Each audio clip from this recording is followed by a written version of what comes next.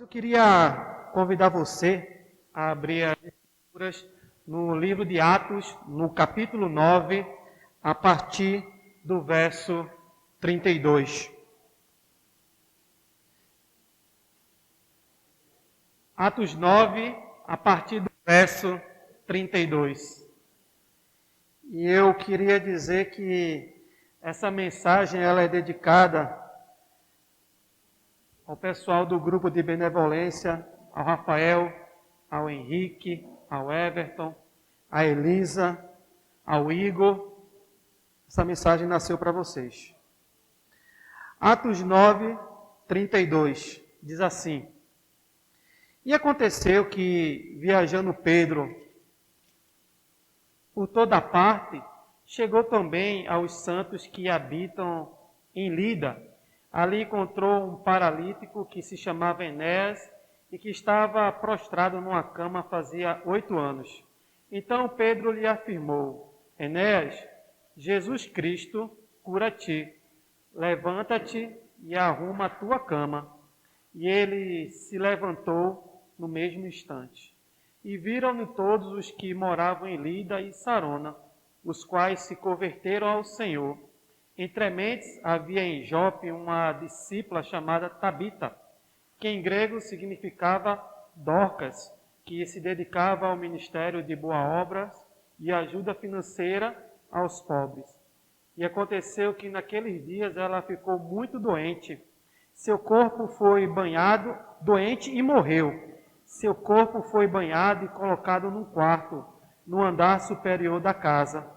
Como a cidade de Lida ficava próxima à cidade de Jope, quando os discípulos ficaram sabendo que Pedro ali estava, logo enviaram-lhe 2 homens com o seguinte pedido: Não te demores em vir até nós. Então, levantando-se Pedro, partiu com eles. Assim que chegou, levaram-no no aposento do andar de cima da casa. Todas as viúvas o rodearam, chorando e mostrando-lhe os vestidos e as outras roupas que Dorcas havia feito para elas enquanto estava viva.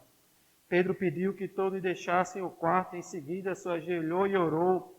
Dirigindo-se à mulher morta, ordenou-lhe: Tabita, levanta-te. Ela abriu os olhos e, vendo a Pedro, sentou-se. Ao seguir, ele lhe deu a mão e ajudou a colocar-se em pé. Então, chamando os santos, principalmente as viúvas, apresentou-a viva. Este fato se tornou conhecido por toda a cidade de Jope, e foram muitos que passaram a crer no Senhor.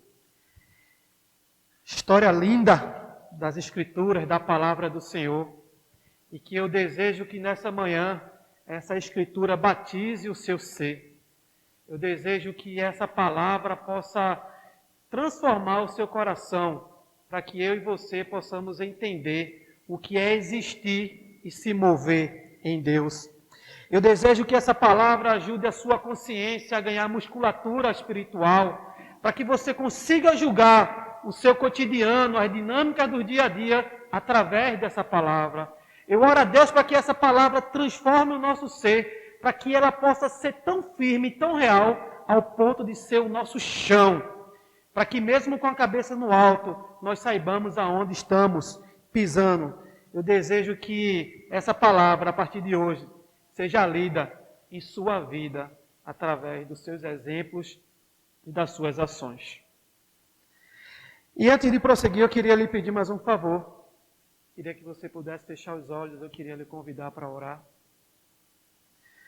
Senhor, nós nos colocamos diante de Tua presença, pedindo que o Santo Espírito que Tu prometeste que um dia nos ensinaria sobre o pecado, sobre a justiça e sobre o juízo, possa se fazer presente e ministrar os nossos corações.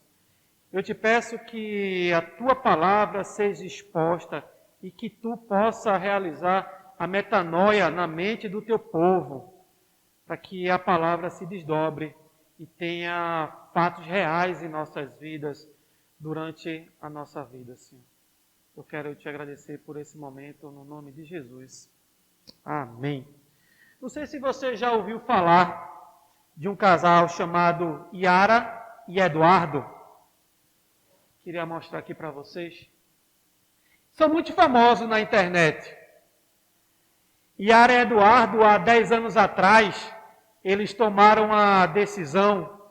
Eles venderam tudo o que tinha, inclusive a casa, todos os bens, e fizeram a seguinte proposta: vamos rodar o Brasil em busca de bons exemplos. Pode passar aí, Jessinho. E eles compraram esse carro, e ali está a cama deles.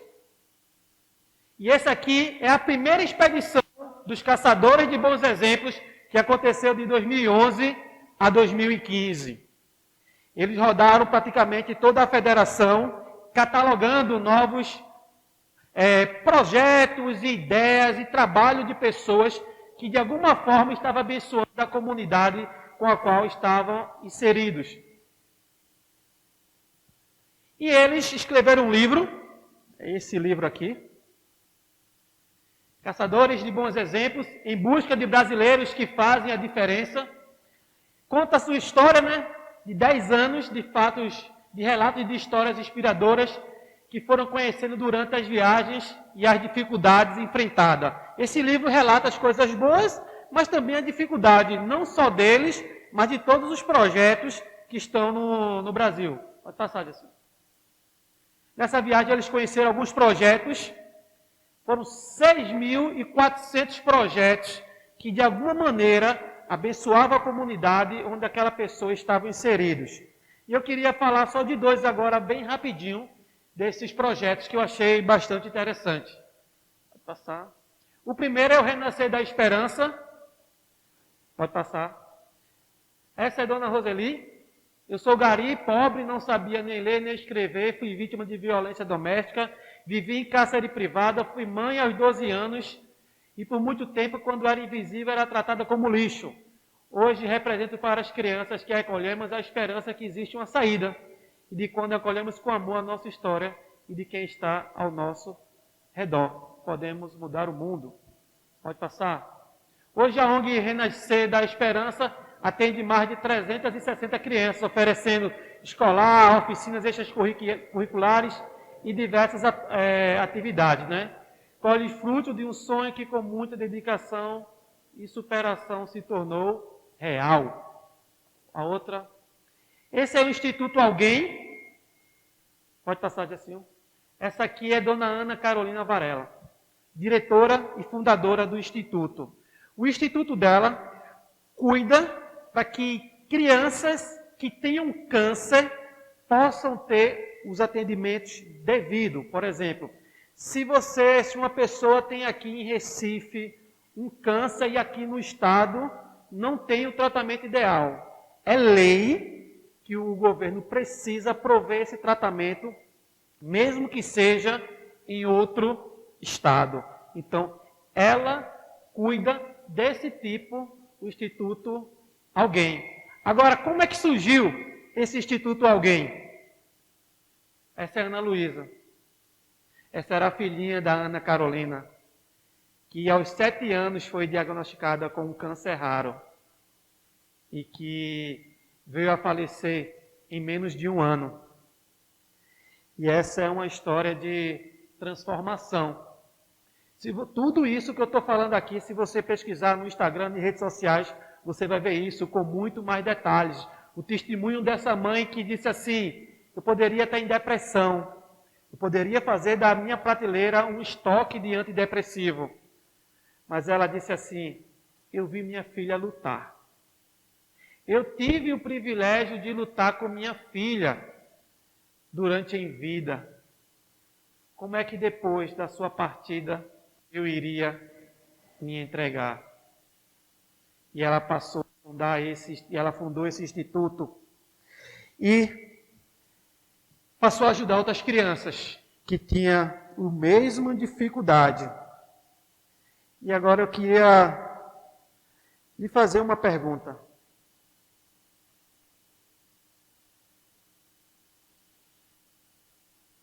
O que faria você fazer isso?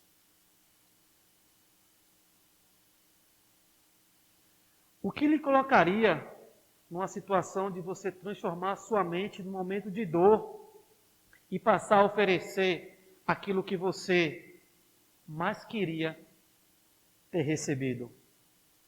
Estamos diante de uma mãe que talvez a sua filha fosse salva se ela tivesse o devido atendimento.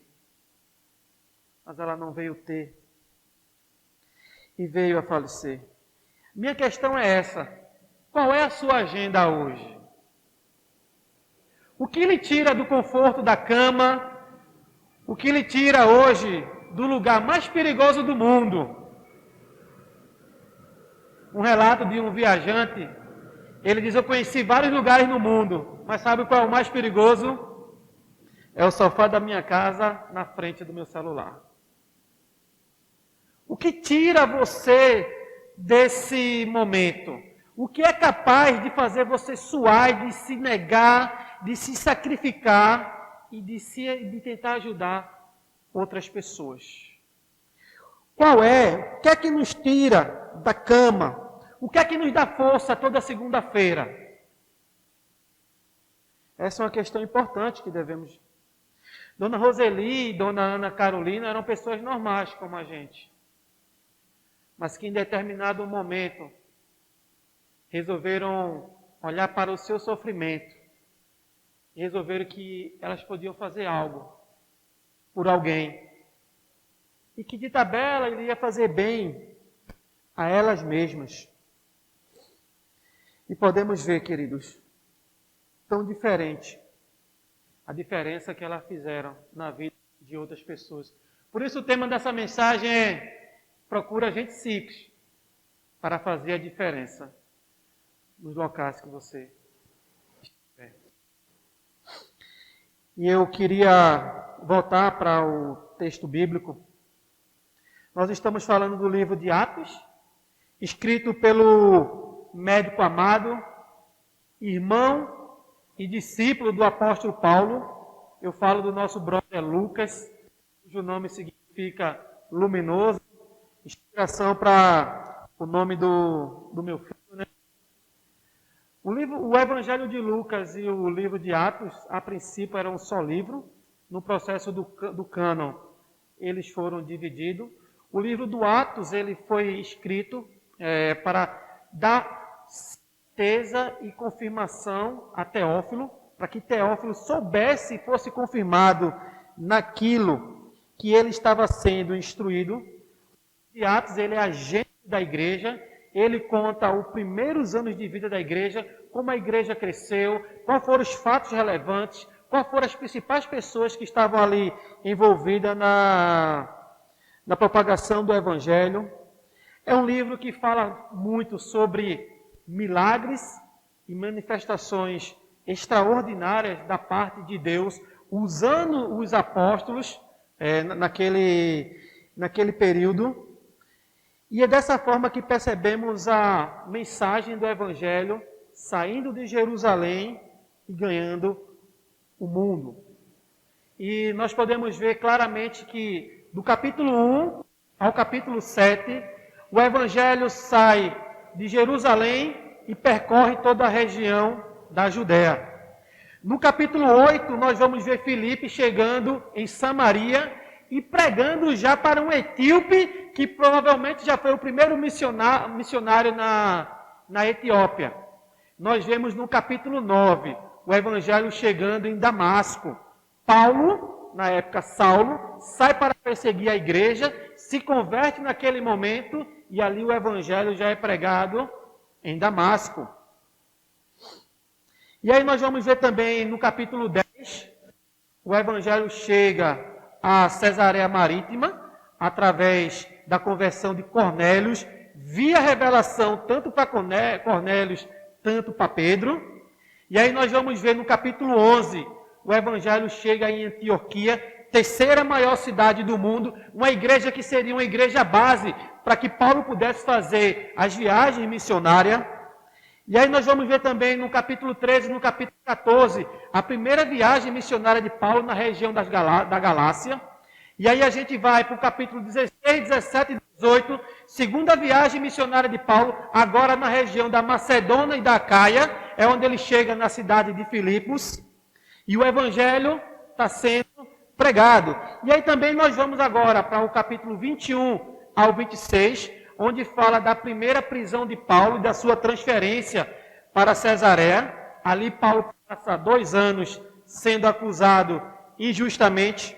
Vamos para o capítulo 27 e 28, que fala da transferência de Paulo para Roma, o seu naufrágio e a sua prisão. O capítulo 28 de Atos termina dizendo que, na verdade, ele não termina, é um capítulo inconclusivo, mas só relata que Paulo estava preso, porém, pregando o Evangelho. Não temos. Praticamente, hoje, nós somos Atos 29.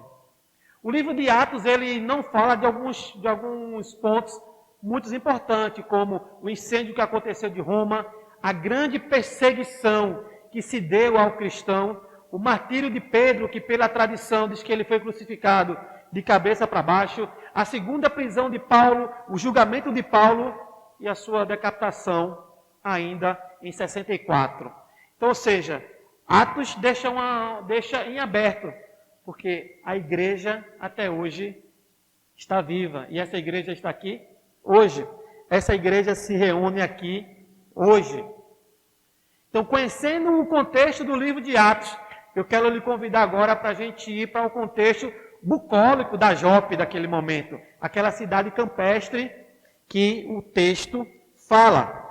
A gente vai no capítulo 9 e vamos ver um pequeno grupo de irmãos sofrendo por uma morte de uma irmã querida.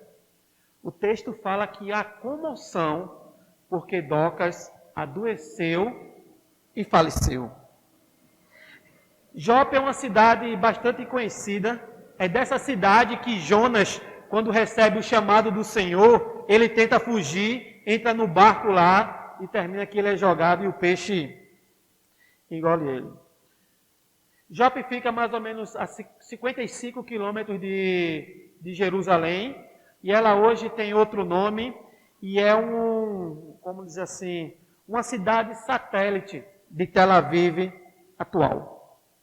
Lá ela tinha um porto, toda a economia praticamente vinha do porto, e nós sabemos que estamos falando de mais de 2000 anos atrás. Então, provavelmente, naquela região portuária, existiam muitas viúvas por o seguinte motivo: as embarcações daquele período não eram embarcações seguras. Muitos dos queridos que precisavam ganhar a vida, sustentar sua família, perdiam a vida no mar por conta dos naufrágios. Tamanho é isso que o texto relata, que lá há muitas viúvas e também órfãos. Então, esse é o contexto daquela cidade em que Dorcas vive. Uma cidade que tinha uma indústria pesqueira, que provavelmente tinha um fomento muito grande da economia local, mas também muitas viúvas, e não existia INSS para sustentar as viúvas. Não existia nada que pudesse assegurar, a não ser se aquelas viúvas já tivessem um filho adulto ou boa vontade dos irmãos, principalmente no início da igreja, onde a igreja tem esse caráter de acolher e de cuidar.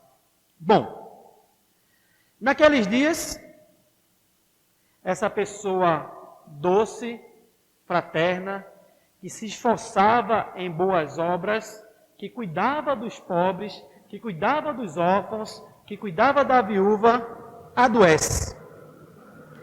E Lida a gente viu que Pedro tinha acabado de fazer uma oração onde tinha alguém que estava há 8 anos acamado, e dessa cidade onde era Lida para Jope, ficava aproximadamente 15 quilômetros de distância. Isso aí vai dar quase umas 6 horas andando, o camarada fazer esse percurso. E aí mandam chamar Pedro, pedindo para que ele viesse vir o mais rápido possível. O corpo já estava lavado. O costume do povo judeu é que quando alguém morresse, eles lavavam o corpo, envolvia no lençol e colocava no andar de cima, para que não houvesse a contaminação em toda a casa e das pessoas que ali chegavam. E foi muito semelhante ao que Pedro e Jesus, né?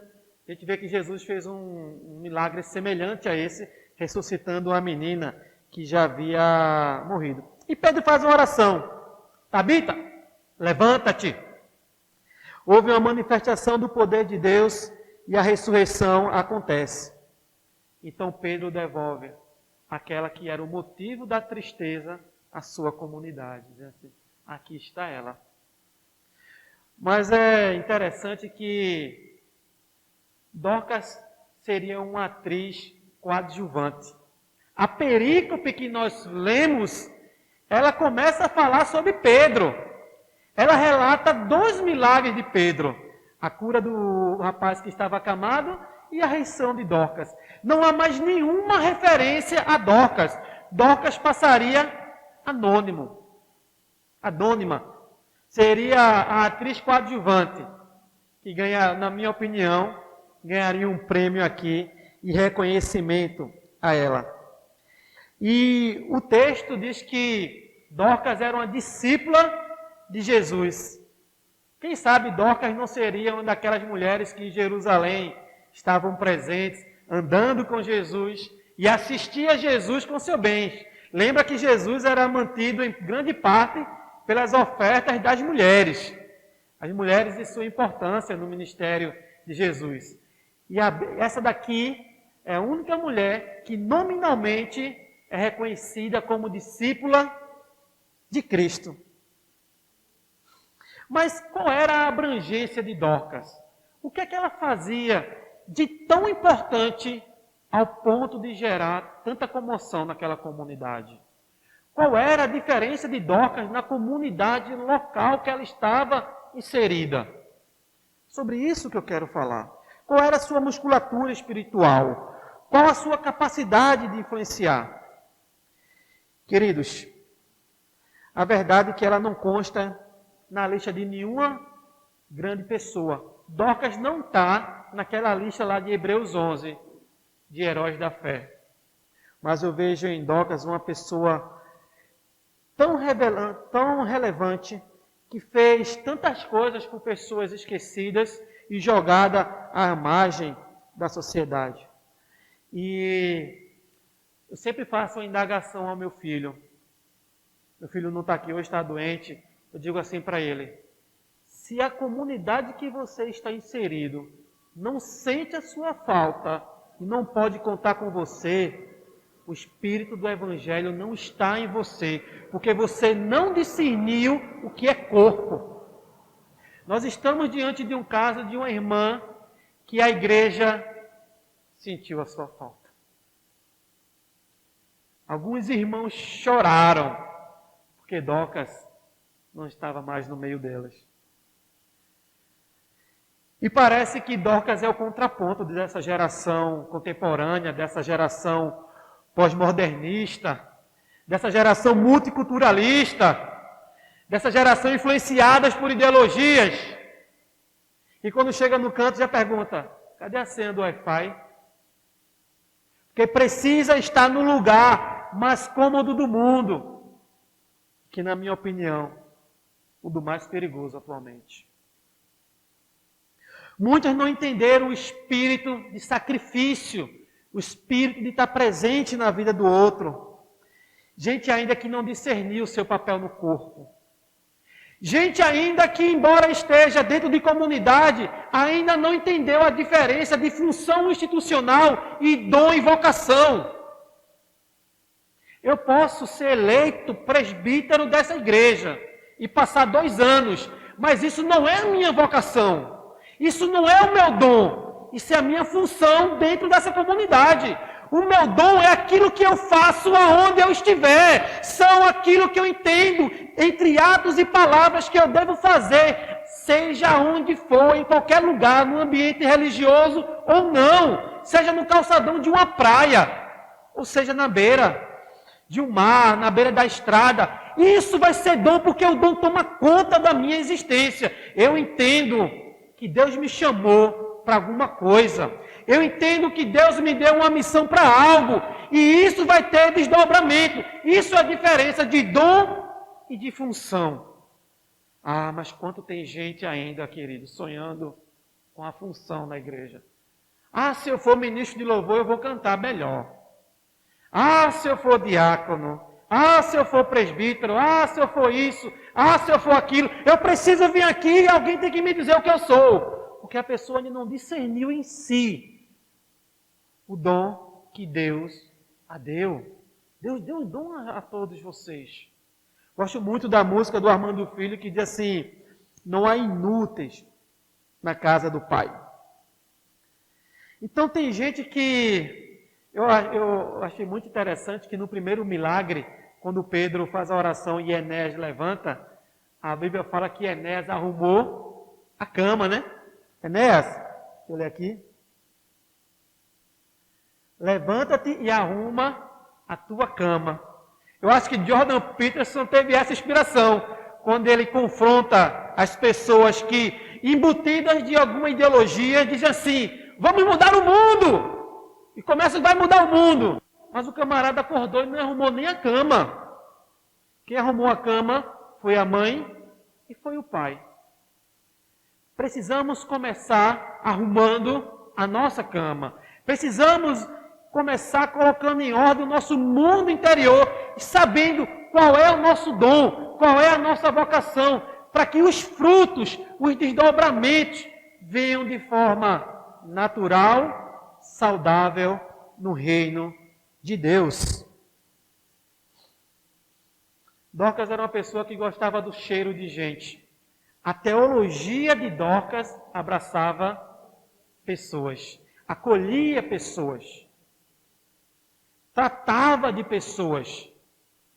O Evangelho não trata apenas de teologia. É importante, por isso que nós dizemos que a ceia do Senhor é a centralidade do nosso culto. Nós colocamos o ensinamento teológico que achamos correto, que vemos revelado nas Escrituras para todos nós. Mas o Evangelho também desdobra em pessoas, em atos de amor, de afeto, de cuidado, de discipulado. E Dorcas era essa pessoa que gostava do cheiro de gente. E é nesse texto que eu queria tirar com vocês algumas lições para que a gente possamos aprender com Dorcas. O primeiro ponto que eu queria ler com você, vai no versículo 36, Atos 9, 36, diz assim: é olhar a vida pela lente da generosidade. E o texto diz assim: entre mentes havia em Jope uma discípula chamada Tábita, que em grego significa Dorcas, que se dedicava ao ministério das boas obras e ajuda financeira aos pobres. De antemão, eu quero dizer que generosidade é um dom. É algo que você entende e discerne da parte de Deus para com o outro.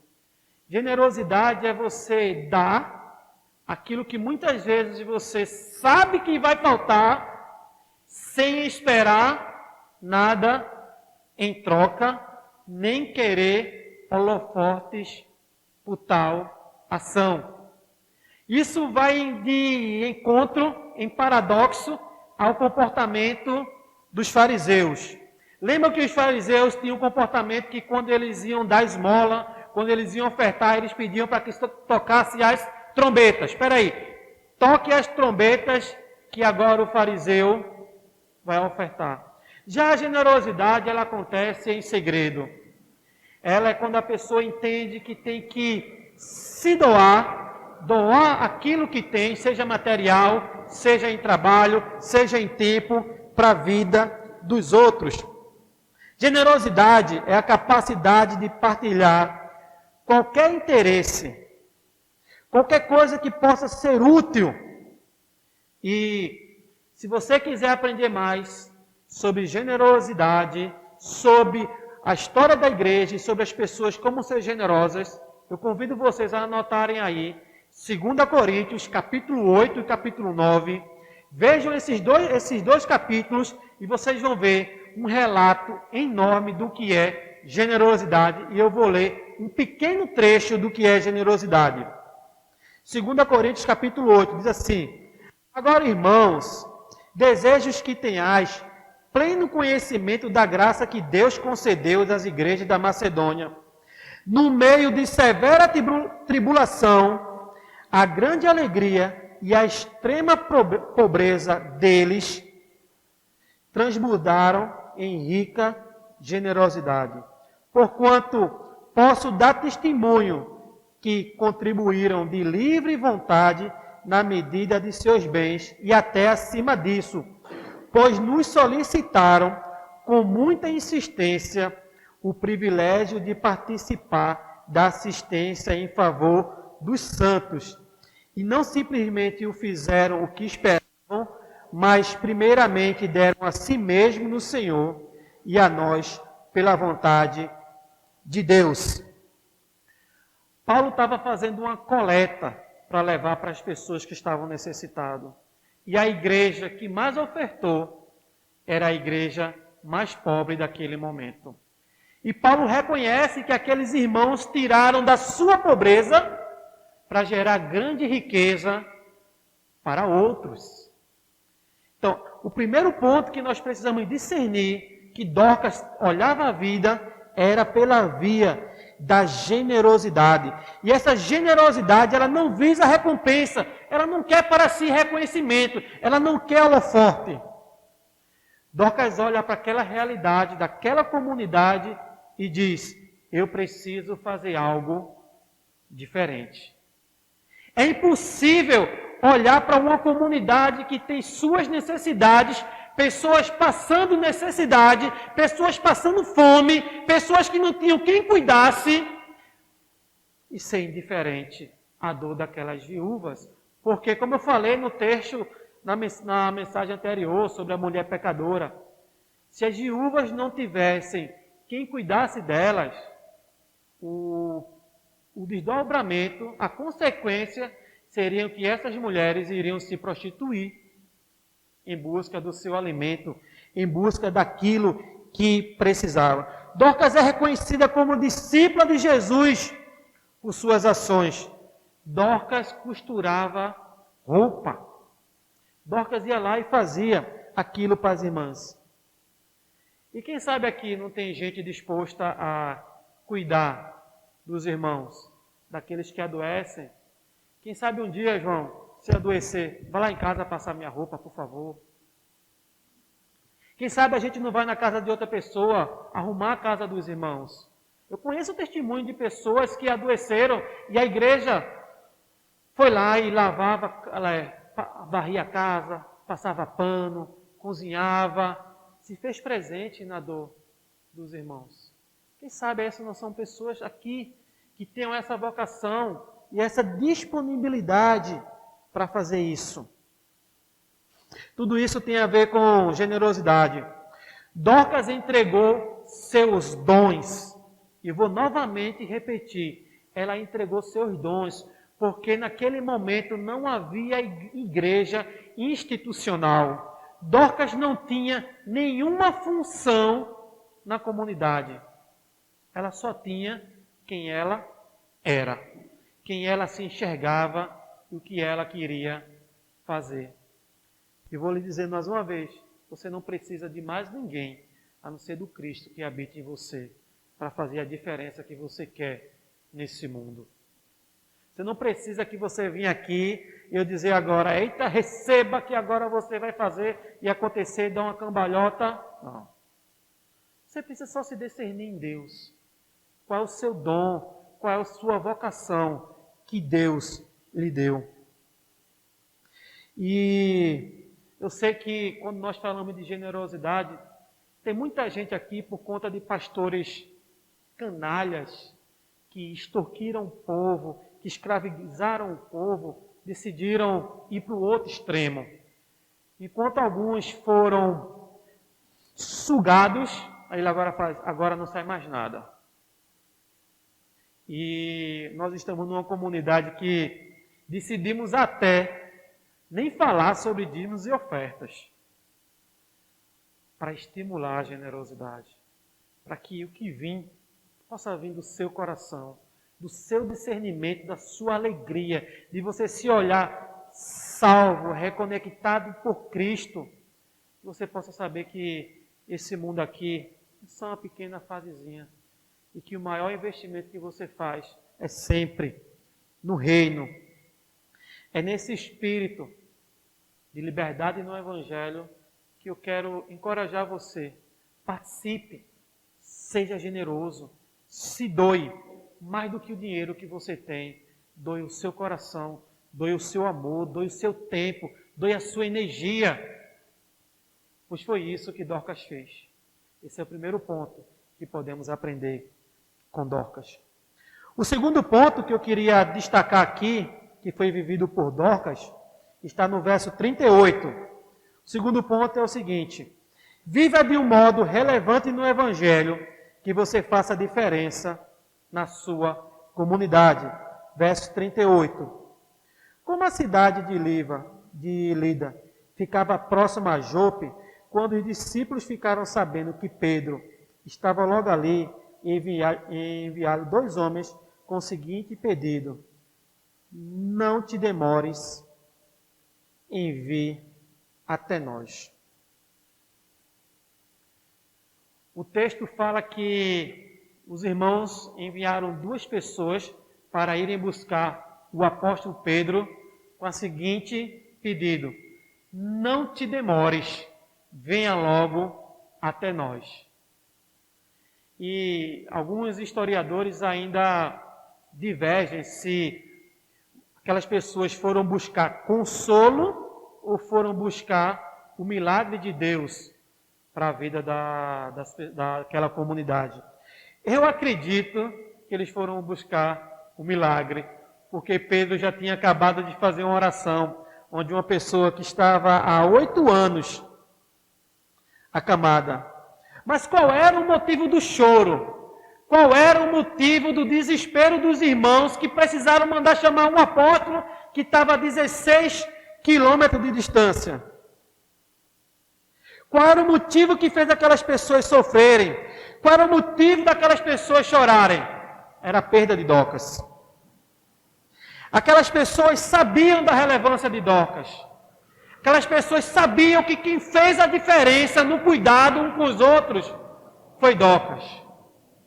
E esse é o convite. Precisamos ser relevantes na nossa geração, na nossa comunidade local, assim como Dorcas foi para aquele grupo de viúva.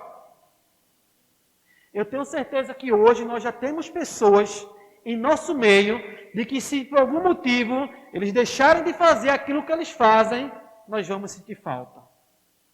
Já existem pessoas que cuidam dos nossos jovens e adolescentes. Já existem pessoas que estão empenhadas no trabalho de boas obras e ações sociais, de levar alimento para aqueles que não têm. E nós vemos aqui, muitas vezes, o testemunho de que as pessoas, quando falta o alimento, elas ligam para essas pessoas dizendo: olha, não tem mais nada na minha casa. Por favor, me socorre. E aí, essas pessoas vêm aqui.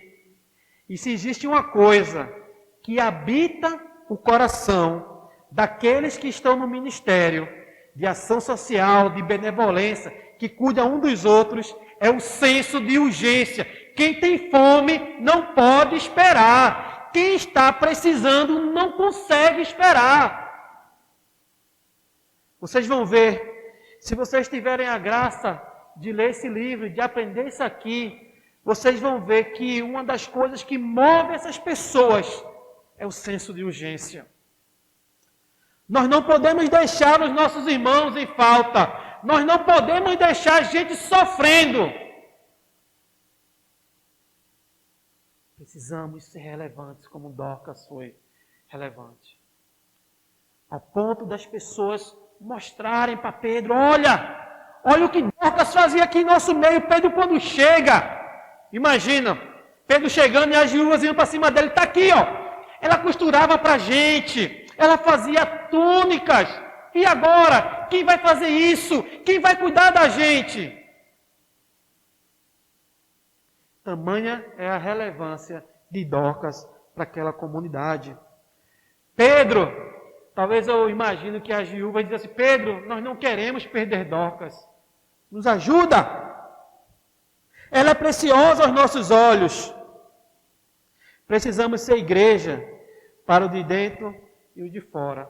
E novamente eu queria repetir aquilo que eu repito para o meu filho. Digo, filho, se na comunidade que você está inserido, a comunidade não pode contar com você, se a comunidade não sente a sua falta naquilo que você faz, tem algo de errado, porque quem entende o Evangelho, quem discerniu essa graça, abençoa o outro. Está presente na vida do outro, seja com palavras, com ações, com alimento, com oferta, com companheirismo, com discipulado, com oração. Mas o importante é que tenhamos frutos, desdobramentos, uns nos outros. Não foi isso que Jesus mandou? Amai uns aos outros, cuidai uns dos outros. Paulo não disse que seríamos conhecidos pelo amor? Não é isso. Não é isso que faz a diferença. Teologia tem muita. Teologia sem amor é só ciência. Teologia sem fé é só ciência. Mas nós precisamos da teologia, da fé, do desdobramento, do amor, de ser mordomos, de amar as Escrituras, discernir as Escrituras e colocar ela em prática. Então precisamos ser esse agente de suporte. E eu vou fazer um contraponto aqui, que você vai encontrar muito na ideologia. Por um mundo melhor. Rock in Rio, por um mundo melhor. Rock in Rio, por um mundo melhor. Meu Jesus, deixa eu lhe dizer, o mundo não vai ficar melhor. Porque o mundo tem um príncipe, e esse príncipe nada tem de Jesus. Agora, nós podemos fazer a vida das pessoas melhor. O nosso foco são diretamente as pessoas. Porque cada vez mais nós vamos viver tempo de autoritarismo, tempos ideológicos que vão tirar a nossa liberdade, vão tentar tirar de nós as Escrituras, vão tentar tirar de nós a nossa fé, mas vamos ter uns aos outros. E aqueles que guardaram a palavra no coração terão um tesouro. Vai chegar um tempo que aqueles que têm conhecimento da palavra, guardado em sua memória e amado em seu coração, vão ser as pessoas mais ricas da terra. Porque vão nos perseguir. Vão nos levar diante de tribunais. Supondo com isso, prestar culto a Deus. Mas Deus com D minúsculo. Deus de ideologia. Deus de mandamento humano. Deus de controle. Deus de dominação. Deus de autoritarismo. Nós precisamos ser essa pessoa de suporte, de amor e de cuidado, de relevância na vida uns dos outros. E às vezes é só com a escuta, queridos. Você não precisa ser um especialista em teologia. Às vezes é abraçar o irmão, é tomar um café com o irmão, é comer um cachorro quente com o irmão. É estar junto. É dizer literalmente, estamos juntos. É ter rotinas que possam ser presentes. E o terceiro ponto está no verso 39.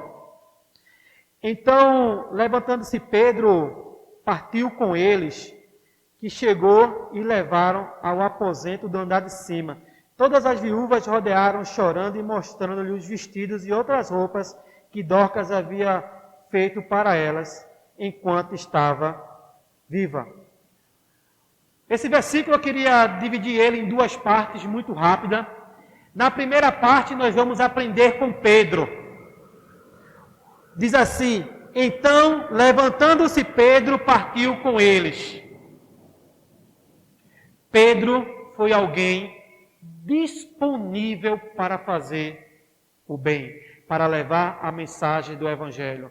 E eu pergunto a você, você tem disponibilidade? Se o irmão precisar de você, seja qual for a hora da noite, seja qual for o dia, você estará disponível para seu irmão?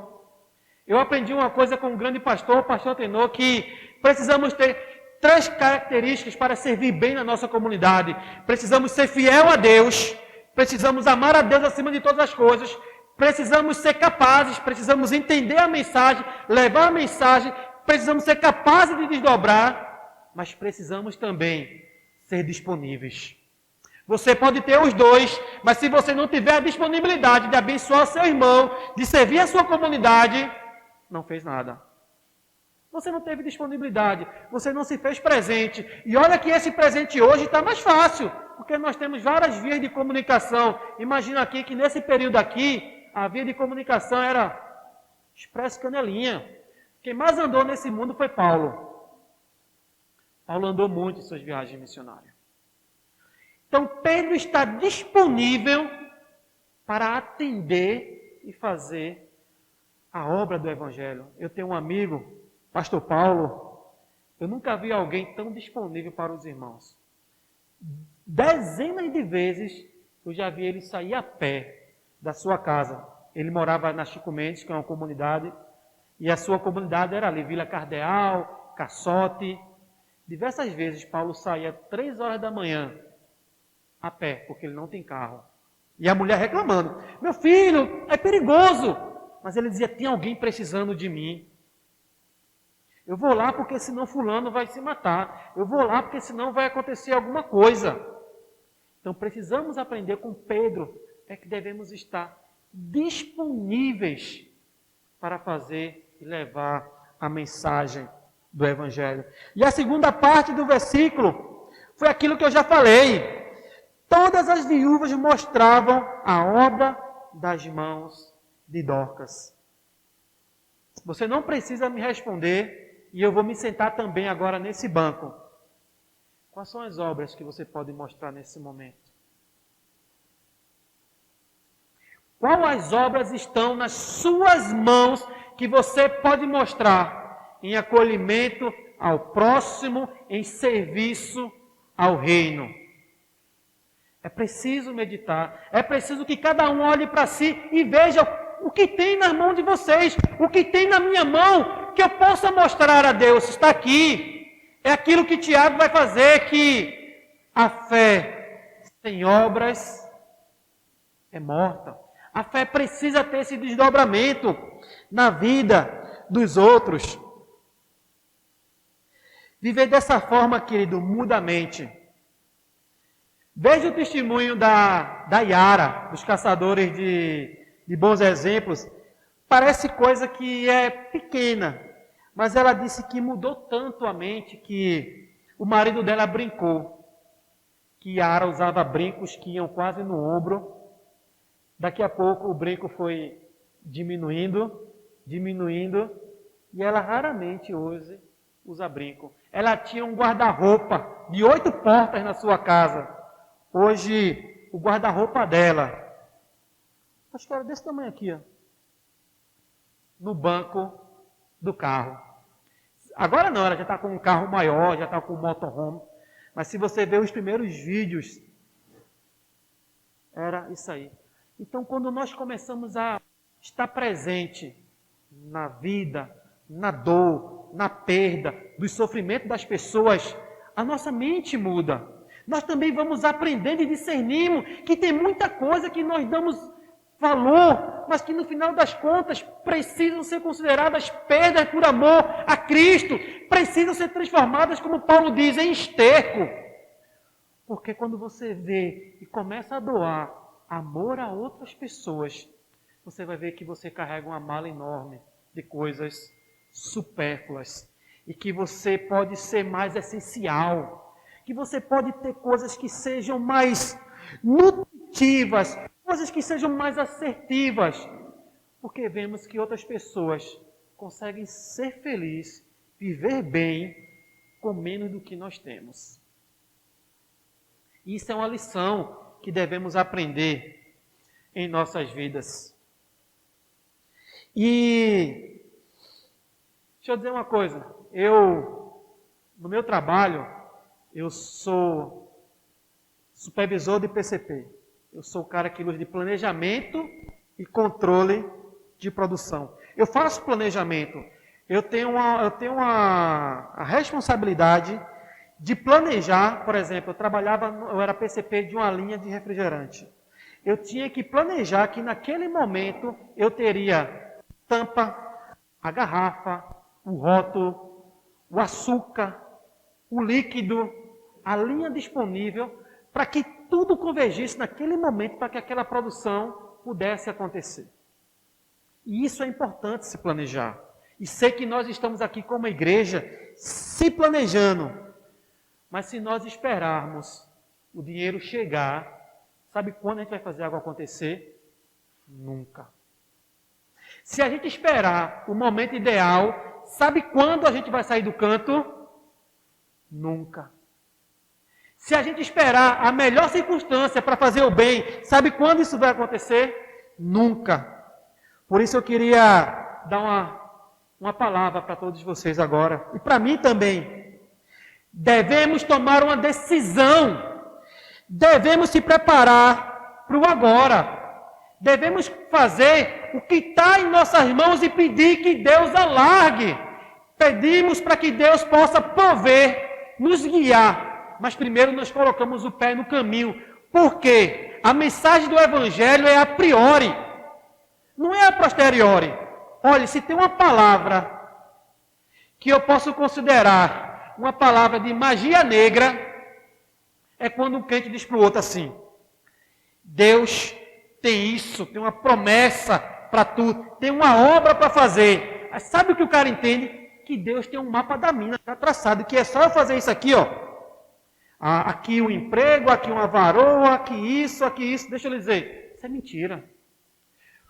Todos aqueles que foram discípulos de Jesus viveram pela fé. Não sabiam o que estava adiante. No livro de Hebreus, lá no capítulo 11, vai dizer assim: eles andaram errante. Discípulo de Cristo também anda errante, porque as coisas vêm a posteriori. Primeiro você crê, bota o pé no caminho e Deus revela, Deus lhe leva pelo caminho da fé. Não existe mapa da mina no Evangelho. É a fé que você vai discernir. É a fé que você vai abraçar. É aquilo que você disse agora: eu vou pela fé, porque Deus estará comigo em todos os momentos. No dia que alguém lhe entregar um mapa, você vai dizer: isso aqui é magia. Porque a fé não é magia. A fé é obediência e amor. A fé é saber que você vai passar dificuldade, mas que Ele estará com você. Quando Ananias foi lá, Saulo se converte, e Ananias vai lá orar por ele. Mas, Senhor, esse tem perseguido. E o Senhor diz a Ananias: não se preocupa não, eu vou mostrar a ele o que importa ele sofrer pelo meu nome. Uma das poucas profecias que nós vemos nas Escrituras que revelam algo sobre o futuro de alguém é sobre o sofrimento que ele iria passar. Mas tem tanto crente hoje caçando profecia para saber se de alguma forma tem alguma palavra para anestesiar o coração. O cara quer sair desse culto aqui, sabe como? Anestesiado, dorme bem. Ele quer aqui um ansiolítico teológico. Mas deixa eu lhe dizer, no caminho que você já colocou o pé, não existe isso. Existe o caminho da fé. Existe o caminho de botar a mão do arado, de tomar essa decisão, de seguir adiante, sem saber como vai ser o amanhã. Essa é a grande verdade, que devemos andar por fé, na fé e pela fé. E o quarto ponto aqui, rapidinho, para conta do horário, é que no Evangelho o poder de Deus está disponível para mim e para você. Pedro pediu que todos deixassem o quarto. Em seguida se ajoelhou, dirigindo-se à mulher morta, ordenou-lhe: Tabita, levanta-te. Ela abriu os olhos e, vendo Pedro, sentou-se. Há poder de Deus para a sua vida. Aquela comunidade viveu a ressurreição de Dorcas. E este mesmo poder da ressurreição que operou em Dorcas vai operar aqui nesta comunidade. Pode ser que nós não tenhamos uma ressurreição, mas tem poder para amar, tem graça para fazer bem, tem disponibilidade, há poder para lhe dar força, para me tirar da minha preguiça, do meu conforto, do lugar mais perigoso dessa geração. Há poder de Deus disponível para isso. Foi isso que nós vimos no texto. Pedro estava disponível, fez uma oração, tirou alguém, levantou de cama. E lá vai Pedro agora disponível em outra missão. Chega lá uma discípula morta, querida. Ele vê choro, sofrimento e dor. E vê uma obra que alguém tinha começado. Uma obra de excelência. Então Pedro ora novamente. O poder de Deus é manifesto. Queridos, há poder de Deus para nossas vidas. Ainda há esse poder pelo amor, pela graça. E nós precisamos disso. E essa graça, que é a justiça de Deus, otorgada mediante a fé, está aqui em nosso meio. E para concluir, pessoas, gente, eu queria dizer que nossa comunidade, ela está contratando gente.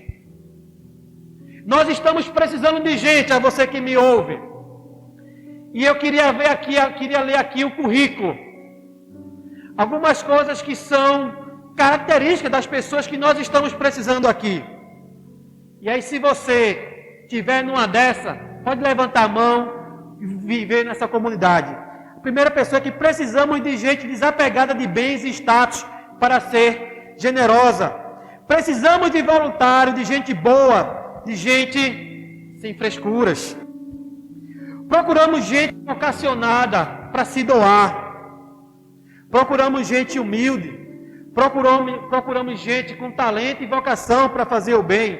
Procuramos ajudadores de idosos. Gente capaz de sentar, de bater um papo e de aprender com a experiência do idoso e dar dignidade a ele pela experiência que ele tem para passar. Precisamos de gente capaz de dar banho e tocar fralda de idosos. Precisamos de gente capaz de varrer, passar pano e cozinhar para o irmão quando ele estiver doente.